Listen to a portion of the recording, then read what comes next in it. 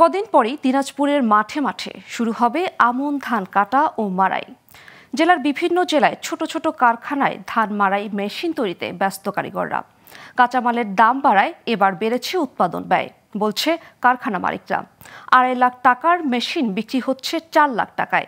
মেশিনটির চাহিদা থাকায় রপ্তানি হচ্ছে ভারতেও। হিলি থেকে মোহাম্মদ লুৎফুর রহমানের তথ্য ও চিত্র ডেস্ক রিপোর্ট। একসময় সনাতন পদ্ধতিতে ধান কাটা ও মাড়াই করা হলেও সেই ধারায় পরিবর্তন এসেছে অনেকটাই।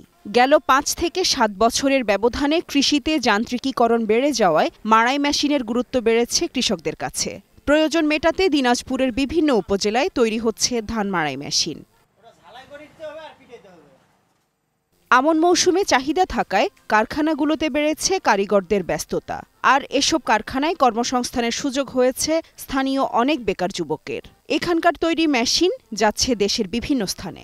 15 থেকে 20 মিনিটের মধ্যেই আমাদের ধান মাড়াই করা হয় এবং দেখা যাচ্ছে যে সময়ও কম লাগে, জনবলও আমাদের কম লাগে। ধান কুবা অটো এগুলা হচ্ছে আপনার আটি মারতেও পারবেন, আটির ধান আছে না, এটাও আপনি অটোতে কুবাতে পারবেন, আবার হচ্ছে যে ডাইরেক্ট কুবাতেও পারবেন, সমস্যা নেই।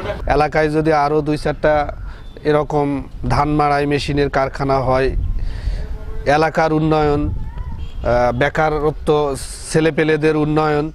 মাড়াই মেশিনের ফলে অনেকটাই ভোগান্তি কমেছে কৃষকদের।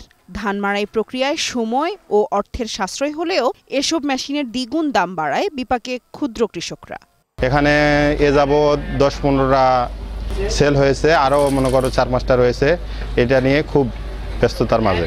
মেশিন ডেলিভারি ভালো, মিস্ত্রি কাজও ভালো, এখানে সব দিক দিয়ে ভালো চলে দেখে আমরা সবাই 3টা গাড়ি নিয়েছি। কাঁচামালের দাম বেড়ে যাওয়ায় বেড়েছে উৎপাদন খরচ। সরকারি পৃষ্ঠপোষকতা পেলে এর পরিধি বাড়ানোর পাশাপাশি কম মূল্যে কৃষকদের কাছে মাড়াই মেশিন বিক্রি করা সম্ভব বলে জানান কারখানার মালিকরা। এখানে 20-25টা লোক খাড়া, আমাদের সিলেট, ফেনী, আমরা রংপুর সব জায়গাতেই যায়। আমরা যদি আরও সহযোগিতা পাইতাম তাহলে আরও সুন্দরভাবে আমরা কারখানা বাড়িয়ে দিতাম এবং লোক আরও বেশি করে খাড়াইতাম। সরকার যদি এই অবস্থায় আমাদেরকে একটু কৃষি লোন টোন বড় দঙ্কের কোনো কিছু দিত, তাহলে আমরা কৃষকদেরকে সুযোগ সুবিধা আরও ভালো দিতে পারতাম।